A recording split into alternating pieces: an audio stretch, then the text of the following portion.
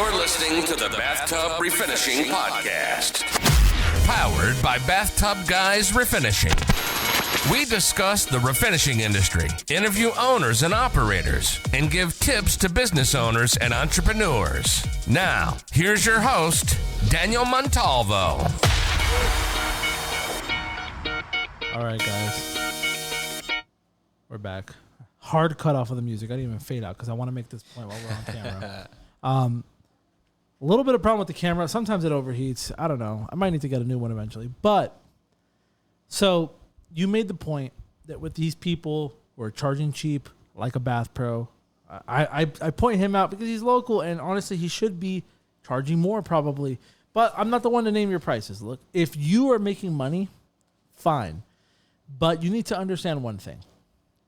At those prices, we're not going to compete with you. The people who are really on top aren't competing with you. That is true. This is what's happening. They're going to leave you there. You're going to get really busy. You're going to get really busy with cheap jobs. Every time they call you back, it's going to hurt you more than it hurts me. And what's eventually going to happen is you're going to be so busy because you're getting all these cheap people. Yes. That I'm going to take all the people because I'm going to be the only one able to serve them. And they're going to pay me $700, $800, $900 for a tub and tile. Yep. That's what's going on. You know, if you're, look, and this is specifically for Mind you guys, we're busy right now. Yes.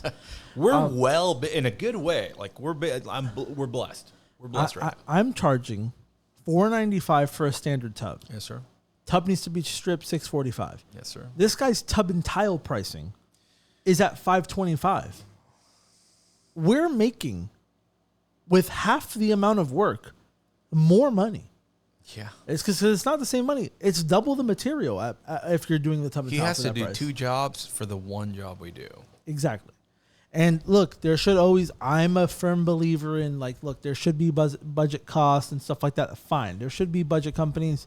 But all I'm saying is if you think like, oh, you know, I'm going to keep these prices low to try to compete, bro, you're competing with yourself at a certain point. This is true. The big dogs in any industry aren't cheap. Doesn't exist. The best roofer in town is not the cheapest. The best plumber in town is not the cheapest. The best bathtub refinisher is not the cheapest. Miracle Method isn't cheap. And the reason is because all of the low-hanging people, all of the people who kind of are a pain in the ass because they can't really afford a premium service. They come with that low price. They go to you. Mm-hmm. You get booked up for 2 months, fine. But the people who are willing to pay $700, $800, or $900 to do it today, yep. They're calling Bathtub Guys. They're calling A Kings. They're calling Bathtub Guys Tampa. That's what's going on. Reviews and that's what's matter, guys. Yeah. Reviews matter. And when you're really low, it's a race to the bottom. What a lot of these people also don't understand is that, look, you're charging $500 sounds like a lot of money. The moment you go back, what is that $500 now? It's not $500 anymore. Yeah. It's not even $250. Yeah, and at that point, are you making a profit at doing a tub and tile for that price? No, you are now, not. Let's say, okay, materials are expensive, yeah, guys. They're not cheap. I did the job costing. You know, a regular tub, what it costs my guys to do it with our gas and our overhead and stuff, it's about like $180. Yep. I mean, not to mention warranty, guys. Yeah, warranties matter. Exactly. So you're damn right. I'm going to charge a tub a decent price. Absolutely, as you should. And you know, if it needs a stripping, you know, most of the time we're around $645. We give breaks. We do. You know? It happens. It depends. Look, we have sales goals internally. If I know the difference, like, look, we want to hit 20K this month, whatever. That's an example. And the only thing keeping us is somebody who's on the fence, and $50 off might help them out. We hit the sales goal, and then we exceeded it some. Absolutely. And we still got to do the job. And we're still going to kill customer service. Exactly. But it's doing that all the time. You get to the point where you're racing to the bottom. Every single warranty call, it's going to hurt you more than it hurts me. And the thing is, when you turn that person away, because now there's nothing left in it for you, you are going to lose their business forever. Yep. They're going to call somebody else. Another thing that happens is that, unfortunately, and I know a lot of people don't want to hear this, but it's true, you might not be in business long enough to warranty their job in 2 years if you're charging these kinds of prices.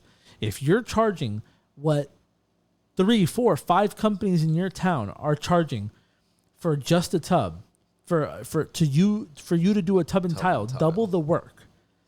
Are you going to be in business in a few years? You're going to be scraping. Exactly. You're going to be scraping by. Now, here's another example. Are you going to be around in 10 years? Is this just a short thing for you to make a quick buck? And here's the thing. And if you're not in business, then what happens? All the customers are screwed. Well, they're screwed. Yeah, those customers who paid to you are screwed. So you're being irresponsible there. Crews, if you have them, are fucked. What are you going to do? Are you going to retire off of this? No. I mean, are you trying to run a business or are you trying to make a quick buck? That's what you got to decide. That's the difference between owning a business and owning a job. Exactly. You know? Yeah. And that's exactly it. A lot of people say, oh, it's just me, so I'll do lower. In the beginning, I respect it. I think that's the way to do it. Everyone needs to scale up. Yeah. Absolutely. But once you get to a certain level, if you know you're that good, why aren't you pushing yourself to see where the ceiling is for you, man? Yeah. Like, there's a standard, and it's supposed to be out of all the estimates that you give, as long as you are A, premium, B, premium price. If you close 30%, you're actually good. If you're closing 80 to 100%, you need to raise your prices. Yep. You're losing at that point. Like, yes, it seems like winning. I get it. You're booked. I get it. But you're actually losing. If you're winning 100% of your jobs, that's because you're too cheap and everybody knows it, including those clients that are calling you. Yep. And that's also why a lot of these guys who are too cheap are booked months in advance, because all the cheap clients are willing to wait 2 months to solve their problem. They're like, what? $300 off? All I got to do is wait a couple of months? But the people who... Here's another thing. Let me throw this in there real quick. If you're busy for 2 months in a row because you charge really, really cheap, and if you're a customer listening to this, just keep in mind, you're going to pay cheap and you're going to be on a 3-month waiting list to get your shit fixed if they ever come fix it. Because if he's booked up for 2 months with new jobs, where can he fit you in? Exactly. Nowhere. And mind you, we've straight up heard clients say, no one can come ASAP. Can you please come? They're Name willing your price. to pay. Exactly. Bro, they're willing to pay. I sent Ralph, and I did a story time about this on Instagram. I sent Ralph to do a touch-up for American Standard for $800 because nobody was available. American Standard literally reached out to pay. And then we started 2 new apartment complexes this week. You went to one of them. Ooh. That was a thing, but part of the reasoning was back to the grouting. Our guy has been his MIA. He's too busy, and he also kind of does a bad job. Right. We're willing to pay more for quality. That's right. They did say that. It's like, bro, you're gonna lose clients to us eventually. And here's the thing: once they get a taste of what's on the other side, they're not going back. They straight up said, "It looks like you installed a brand new tub." Yep. I wish I had the pictures to show, but the type of condition that those things were in, that they were already reglazed, they looked like crack houses, bro. I have a couple of videos. I'll make sure that it's posted up on our Instagram and stuff. That way you guys can see it. But it was bad. It was bad. I tell this story sometimes. I'm gonna say it here again because I don't believe I've told you like on this platform. But when I was charging $375, I thought it was a lot. But mind you, I came from a time where my parents owned the business and they were charging tubs at $239. Yeah. And that was a good price at that time. Yep. And I remember when I raised it to $375, and I was like, oh my God, people are willing to pay that. And then the next time I did a price raise, I was like, I know it's going to work. Yep. $495 from $375 to $495 one night to the next. That's what I did. Yep. Well, it was $499. I put it down to $95, but it's because of number psychology and shit like that. I feel like the 5 is a little bit less offensive, but who knows? I'm still testing it out. I might just jump between the 5 and the 9, but at $5 is not a big thing in the grand scheme of things. The point is, you're charging these kinds of prices, man. You're going to get worse clients. You're going to get, you're making less money, and you're going to be working more. Working more and making less money with worse clients, that's a recipe for disaster. Yep. If you lose half your clients, half of them, 50%. So let's say this month you had 100 clients, next month you have 50, but these 50 are paying you double. You haven't lost a thing. You're working less and making more. Exactly. That's just it. That's less gas, less of your time, Less warranties to worry about. more time with your family, Yep. more time to invest in your own company, honestly. Exactly. Yep. And some people will never get it. Some people will. But hopefully for some people out there who are charging these prices, they reevaluate.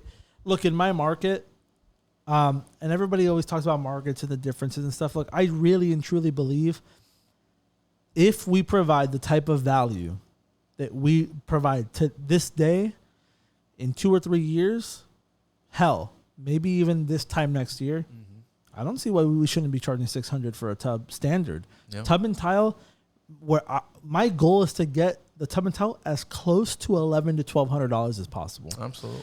But I need multiple streams of avenues of advertising to do that. Absolutely. This is going to involve a full-on Google and Facebook strategy. Yep. The Google leads are the low-hanging fruit, but what have we talked about? They're the more informed person who has done it before, and they call people like that company, and they do tub and tiles for $500. Yeah. So when you tell them $1,000, it sounds super expensive. Yeah. But somebody who doesn't know what it is, all they know is what remodeling costs.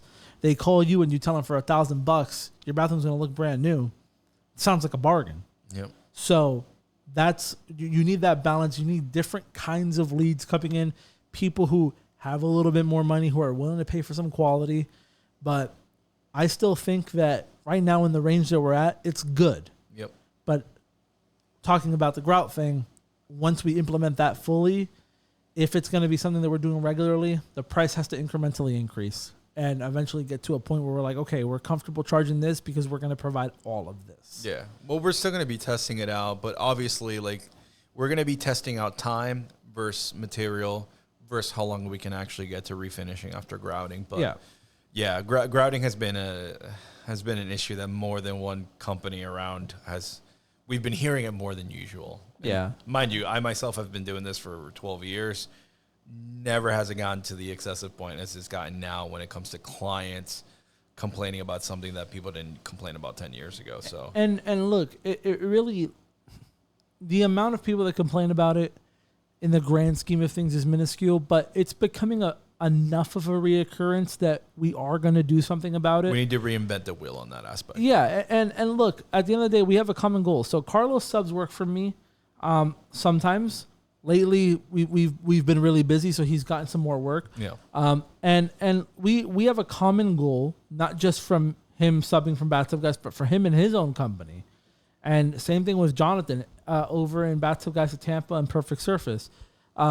We want to provide the customer with as much of the full service as possible. Less headaches. Exactly, because you look, it goes back to that same recipe for disaster, but the recipe for success. Better customers who pay more, you do less work, and you make more money. Yep. It's the opposite end of the spectrum, but how do you get there? You provide the value. Yep. You know, and I think being like, hey, look, this is how we do our tub and tiles. It's comes from the angle of quality, and from there, if they don't want the grout, maybe we could, hey, well, you're going to have to live with that, but fine.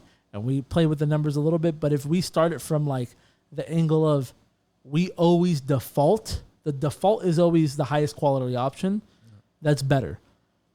Because there's you don't have to have these awkward conversations where it feels like you're upselling or nickel and diming people. It's like, look, you or called leaving me, them hanging dry. Exactly. And we never really do that. We just it's like, look, honestly, we have terms written down. But really, like we talked about, everyone is a human, bro. Sometimes people don't read. I don't read, like I don't read all the time. So I could sympathize with that. Sometimes people get it. So most of the time, most of the time they get it.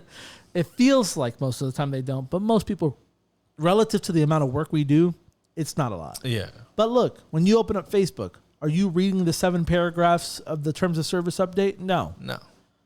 So you're looking at the photos and seeing how perfect it's going to come out, and that's exactly how you want it to come out of your house. And when you're a customer, goes back to putting yourself in the customer's shoes. You're looking at the quote, and you're looking at what the fuck the thing costs, maybe some warranty information, and then you decide, am I going to do it or not? Yep. You're not looking through about every little fucking nook and cranny of the thing, even though you probably should, but people don't. And we need to be realistic about that. And if they didn't read it, well, then now it is our responsibility, because guess what? They paid us money. And if the result is something so ugly that we can't even justify it, then it is our responsibility to fucking make it right. That's it. It's still customer service at the end of the day, guys. It just goes right we back say to it that. till our face turns blue, but customer service will actually get you out of jams. It will. Even if you've messed up somehow, people are going to be like, man, he hasn't even finished yet, but I'm willing to pay him because his customer service is on point. And I've had people do that. And you know what else it does, Carlos, is that, look, there's no worse feeling than knowing you left something on the table and that, like, are they going to come and write me a review? And that fear only comes when you know you didn't do 100% of the things you should have done. Exactly. Because, look, if somebody really is just being a dickhead, you know that you're right in your heart of hearts, and he kind of knows it. We're all human at the end of the day. But when you have that, like, oh, is he going to write me a review because of that? Like, you start thinking in your head, I should have just gone and uncocked the fucking thing. I should have just gone and grouted it real quick. That's why I like, bend all the time. It's not worth it. It's not worth it, man. It's not worth the freaking headache and making a customer not trust you. And you know what, man? Like, so much good comes out of just doing the right thing. Yeah. Even if they don't write a review, they can't say you didn't show back up. Yep. They can't say that. And that's a very important thing. But also goes back and touches into the pricing thing. You need to price your services to the point where you're not dying if you go back. Exactly. Because go backs are going to happen. It's part of every business, even when you're installing stuff that's new. I had a situation this week where we went to do a job. I sent Tyler. He does a good job. The grout was the situation there. This is going to be a theme throughout the episode. But anyway, he goes, does a tub and tile shower, comes out beautiful. There was the video that I showed you. The compilation. It looks good, but the grout was missing in areas. That sucks because it really did look good. And he goes back to touch something up, and the guy calls me on the phone. Who's, mind you, he's not even the one who's paying for the job. But okay, he calls me and he starts cursing at me. He literally, for word, he says, "Yeah, this fucking job sucks. You guys need to grout this and then come back and spray it another day. If you don't like it, sue me because I'm not going to pay for this shit. This shit sucks." And I'm just like, what the hell? And I try to reason with him. The first thing I said, obviously you default to like, look, this was what was agreed upon. And he cut me off before I could even finish it. And it's like, go fuck yourself if you think I'm going to go for that. I'm just like, whoa. Because look, let's be realistic. If we're just going to go back on what's agreed upon, then what's the point of having agreements, right? Exactly. Like, would it be fair for me to now charge you double because you want me to do extra work? Even though we already agreed with the 500? Exactly. But look, that wasn't really the point. I was just making him aware. Hey, you guys, this is what you guys agreed to. But I understand you're not happy with it. Whatever. He was just being so unhinged that I couldn't even talk to him. So I called the lady who actually booked the job, and I was like, look, be honest with me. What did you think about the job? She was like, look, really, honestly, I think it could have been better. I didn't like it. And, we flip houses and we pride ourselves on this, trying to come out as close to perfect as possible. Fine. So what did I do? I sent the guy back and I told him redo it, bro. Caulk every grout line today. Go back on Monday and recode it. Done deal. Because that relationship is worth more than me being right, bro. And it's honestly less of a headache. It is. It really actually is. Yes. Rather than sitting there for 20 odd minutes trying to convince the client, like, just get it done. I think less than 20 minutes and you're just going to finish it. Look, you got to think about this like sports. The best quarterback in the world, Tom Brady. Was he perfect? No. He made mistakes. It's about how you react to those mistakes, how you come back from those mistakes. He's a humble guy. Every guy that you've ever met, that I've ever met, who swears he does not make mistakes, those are the ones that suck. No. They doesn't exist. No such thing. Yeah. Those are the people who have. Those are the people who have the people in the context that might call them back, or they might call back. Yeah. Because might possibly call back. They're so hyper focused on being perfect that they don't understand that people do not pay. They're not paying you for you to be perfect. They're paying you for the off chance that if you do mess up, you're at least going to come back. And make it right. Exactly. And that's, how do we know that? Well, people say, well, you guys have a lifetime warranty. What is a lifetime? Well, when you really think about what the warranty is, what it's just guaranteeing that there's going to be some sort of support if something goes wrong. If something goes wrong, exactly. Why do we have warranties, period? For that same reason. Whether it be a car warranty, whether it be a freaking tub warranty, any type of guarantee is just that. We're giving you that safe blanket that just in the off chance that something bad happens, here's our word to let you know we are coming back to help you out. We're not going to leave you hanging high and dry. Exactly. Which people do, and it sucks because I hear that more than I'd like. But clients tell me all the time they get screwed over. It's a big thing in the refinisher world, bro. Unfortunately, I interviewed a guy. His name is Jonathan. Funny enough. He owns a company in Kissimmee called CJG Paint. Spanish.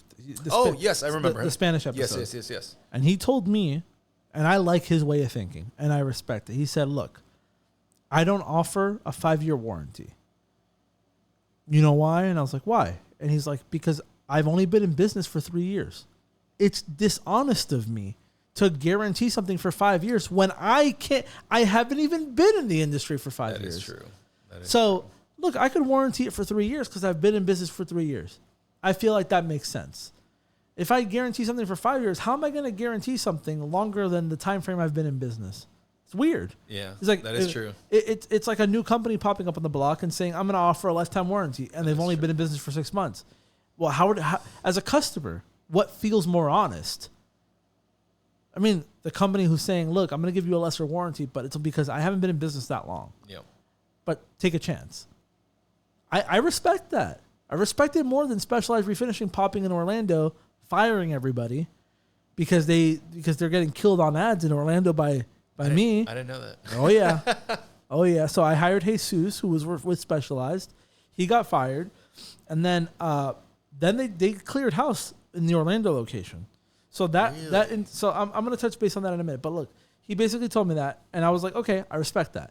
And he was like, how long have you guys been in business? Like, well, it's second generation since 1993. He's like, look, that makes sense. You could offer a lifetime warranty because over the years you've seen how many callbacks just about you get a year. You price it fair enough to where you know there's going to be some money to take care of these things when they pop up or if they pop up. And so I could respect that. And look, that is a fabulous way to go about it. And that's also a way to justify it to some people. That is true. Like, look, I'm not going to lie to you and say I'm going to guarantee it for 5 years because I myself haven't been in the industry for 5 years. But I'm going to give you a solid 3-year warranty because that's how long I've been doing this. And I've only seen tubs last for 3 years that I've done. Yeah. Versus me, where I've seen tubs last fucking 15 years. I've seen tubs last a long time. So, but let's touch on Specialized Refinishing real quick. So, Specialized Refinishing is a company out of North Carolina or South Carolina, one of the Carolinas. They started like branching out. I believe it was a partner and then the original guy. And I don't have any problems with them. Cool. Like I welcome competition. But I'm letting it be known, if you try to come to Orlando, I will destroy you. I'm not playing games, bro. I booked those 16 appointments in fucking 2 days. Easy clap. I like, and look, I don't have a problem with people coming in, but that's what it is. I like, at the end of the day, it's business. It comes with the territory. Yeah. When you're coming here and there are companies that have been here 30 years or even more, just know that it's not going to be easy. It's not going to be easy. Exactly. You're going to be playing against like the Michael Jordans of the bathtub refinishing over here. So but beautiful. Look, they come in, they give it a shot. I welcome it. I love competition.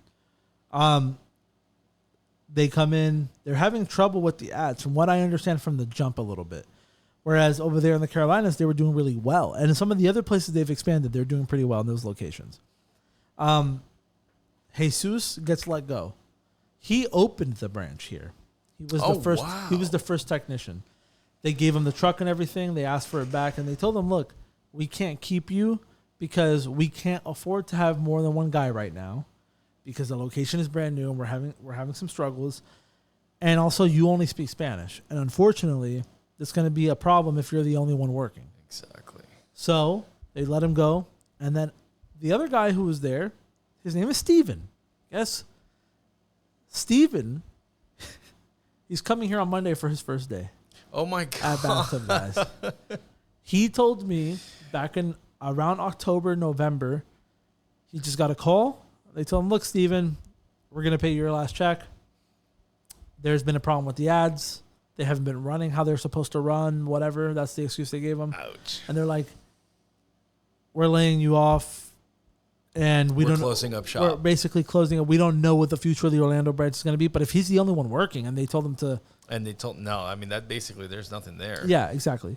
To this day, it's January now, he still has the truck in his garage, he was telling me. Wow. Yeah. And Steven, this man is potentially gold. 19-year veteran. Wow. Doing tub reglazing.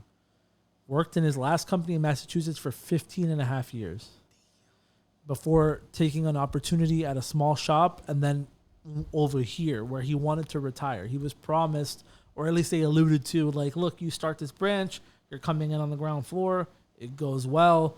And you're going to be moving on up. And why wouldn't it? Because of all of this, you're gonna retire here and it's gonna be good. So that happened. So Specialized Refinishing prides themselves on having a lifetime warranty. They're just brand new in Orlando. How are they possibly giving a lifetime warranty? Any other issues when they close now? This is exactly what we were just talking about. They close now. Everyone's left. Everyone that they hired and everybody that is relying on that lifetime warranty, once it comes up, what are they going to do? Have someone from South Carolina come down here to take care of it? That's not going to happen. Yeah, and once they leave the state, they wash their hands, and they're like, oh, that was the Orlando location that closed down. Yeah, unfortunately. Sorry. Better call somebody else. You can call Steve. I heard he works for Bathtub Guys now. Well, so that happened, and look, Specialized Refinishing, from what I understand, like, they're a good company to work with. Steve told me that, and I don't doubt it. But a lot of people come into new markets, and they don't understand that, like, things are different from market to market. It's one of the reasons why I haven't rushed into expansion. Yeah. Even though I've been strategically planning what I'm going to do next. But there are companies that have a stranglehold on certain markets because they've been there for a long time. That name matters. If I tried to open a Bathtub Guys in fucking Brentwood, California, where Danny has Alliance Reglazing, I would get killed. He has 11 crews ready to go on the moment's notice. Yeah. This guy's making over $300K a month on tubs, bro. Like, you know what he'll do? He'll be like, just hire 2 or 3 more, and we'll take up more work. Like, it really just gets to that point, right? So, and I like, with time and everything, yeah, you could make it work. The point is, I'm not saying don't try to compete. What I'm saying is like, you got to be a little bit more strategic about it, and you also got to, like, try different things. You know, a lot of these companies only do Google ads.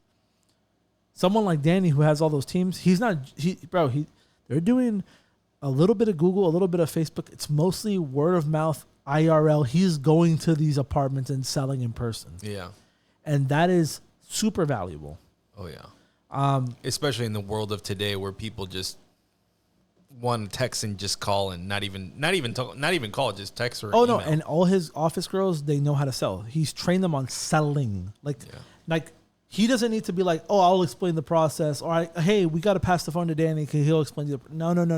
They know it. They know it. Yeah. And that is so fucking valuable, bro. Yes, it is. Because it's versatility. You don't have to be there. The ship won't sink without them. They'll keep selling jobs, and they have their sales numbers and sales meetings, and they talk about these things. And when you're building a real team, you need these things. Yeah. But like, a lot of these companies are spoiled because there's a lot of old school people in, like, the Carolinas and in the Midwest who they still run an ad in the fucking penny saver and it gets some ROI.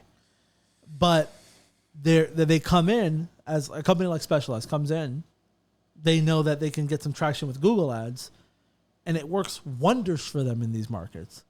But then they ride into Orlando, and unfortunately, it's not like that. It's not just me. Like, I'll kill them, but So does Bath Art. After you, then there's the whole rest of the guys that have also been in the area. Exactly. There's the Bath Arts. It's the franchises like Miracle Method who are always there looming.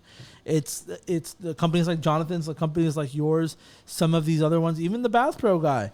You know, he already has something built up. Oh yeah. And he's got reviews. Yeah. So look, it's not that easy. And I guess they saw that the Orlando market is tough. I always tell people think, look, there's another thing people think. Oh, you know, Orlando, you know, the hotels, you know, you guys must get a lot of commercial work. Yeah, we do. But the residential market here is tough because, and I've said it before, there are people delivering fucking beautiful quality for fucking peanuts, bro. Unfortunately. And you see it every fucking day here. Yep. How many times you go to a job and you're like, bro, this shit is not coming off when I'm sanding it? A lot. Yeah. A lot, like, actually. people are delivering pretty good quality jobs. They just don't know how to brand themselves. They don't know how to market. They charge too little, and they're not in business long enough to reap the rewards. That is sadly the truth. And that's it. Sadly the truth. I've seen it. Yep. So, yeah, man. Geez. Coming to Orlando, see, the thing is, Orlando, very much like Texas, because I got a lot of buddies that have cabinet refinishing over there and have bathtubs over there. Very much like Texas, over here we have it's pretty big Latino base. Yep. And Latinos are willing to work for a lot less than what normal people are used to. So it's a competitive market here. It really is. I've lost a lot of jobs and people have been straight up forward. They're like, yeah, you know, I'm hiring Lewis. Lewis doesn't even have a company, but I'm pretty sure the way that Lewis talked to me, he's gonna get it. He's gonna do it, and he's doing it for X and X price. And even if it's not licensed and insured, a lot of people will turn a blind eye to like no insurance or no anything like that with a good price, as long as you're showing them that you have a good quality. Like, I've seen that happen a lot more than I'd like. Yeah, but it happens. And you know, another thing a lot of people don't talk about with this industry in particular is that there's a lot of these guys who are doing the jobs cheap at a high quality, and they're the ones, because they're operating without papers, because they're operating without business licenses, license and insurance, they get gypped all the fucking time. And that's why, another reason why, if you charge too cheap, you're not going to be in business long enough to warranty these people. This is for the clients. Even if you're good. Look, if you're a client and you're weighing between, look, somebody who has been around for a long time and somebody who hasn't, and you're just looking at the numbers, the person who's been in business longer, they have that social proof there. But if it's somebody new on the block and they're charging really cheap, you really got to ask yourself as a client, in 3 years, if something happens, and if I call fucking Raul, is he going to pick up? Exactly. Like, he might not. He might not even be in business. He might be in another state. These companies get screwed over. You know, if they're charging $250 per tub and they're doing a bunch of apartment work and they're not asking for a deposit and they don't have contracts and they don't have a W-9 or a certificate of insurance and they're getting paid under the table, are they paying? Are they paying for liability insurance? Are they paying for all these things? No, they're not. And if they're not paying for that, why? They can't afford it because of the margins, right? And they're not going to be around much longer, guys. And exactly. And that's the problem. And those are the people that are easy to screw over too, which is again like if imagine I've seen that side of the coin. Imagine if you did 150 tubs for somebody and they never paid you. What would that do to your business, Carlos? Bye. What business? Exactly. I'm filing bankruptcy tomorrow at that point. And man, it's just it happens a lot more than what people give it credit for. It really does. That's kind of like the behind the scenes of like the industry that a lot of people just don't realize. Again, I just sent it to you not too long ago, man. I couldn't believe it. In 2024, someone was offering hotels $150 for a tub, $350 for tub and tiles, and that's basically materials. That dude's basically maybe making $100 a day after everything, after gas, materials, paper, tape, plastic. You know, I doubt they're paying anybody. At that point in time, those prices are just for you. Yep. And the second that you have to go back one day, you're already minus work on one day, plus negative on the job that you have to go back to. It's absolutely ridiculous. That's why 2024, everybody should focus on trying to raise that high tide. Everybody should be in the same page. We should try and help each other, not block each other, not trying to, oh, well, I don't want to spill my secrets because this person might surpass. No. If we all work together in the refinishing community and we all start bringing our prices together, we all start educating each other for as far as pricing, labor, insurance, W-2s, whatever, and then people will realize, or cabinet refinishers or tub refinishers will realize, okay, damn, I didn't realize I was charging so low. Yep. Oh my God, I can make what? Twice the amount I was actually charging, which I was there in my big. I've been here 7 years now, and in the beginning, I was just happy to work for myself. And as he said, you know, hey, when you're first starting, you know, cool, but let's educate ourselves, people. Like, it's super important. You don't realize the long-term damage that you're actually doing to an industry just because you're trying to get ahead for a couple of bucks. And in reality, if you didn't do the math, you're not getting ahead. You're not getting ahead at all. So please, let's all help each other out. Let's all race this high tide. All of our boats are going to float together. Customers are not going to have a choice because we're all working in together. We all have competitive pricing and the correct amount, not too low.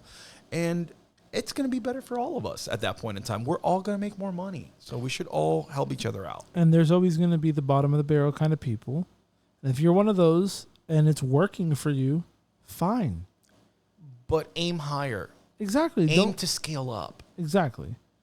If this is how you eat, this is how you survive, you want something that does not need you to operate. Because when you're 60 years old, you're not going to be able to pick up the gun the same way you picked it up when you were 30, bro. I'm 35 and I'm sick and tired of it. And the worst thing that you can do is realize that when it's too late. Yes, and I've seen that. And I've seen their backs and their knees, and I see the issues they have to go on a daily basis. It is not fun, people. We're going to talk a little bit about branding and stuff in the next little segment here. But let me throw this in there real quick. So going back to that about these people, they don't have plan on retirement and stuff. How many times have we seen in these Facebook groups, unfortunately, some of these older guys trying to sell their companies to other refinishers? Because they don't know how to do it anymore. They never planned on their future, and now it's too late. They were just working on the moment. Yeah. And guys, technology changes every day. Yep. Google, no one knew 5 years ago we were all going to start using Google ads. Mm-hmm. I'll admit myself, I had no idea I had to turn into it. Mm-hmm. I learned the hard way. I let it slip from under me until I realized it, and I was like, whoa, I'm seeing the shift right now. I'm seeing the less calls. Let me do something now because I know I'm going to get left behind if I don't do something now. And I think you covered this with the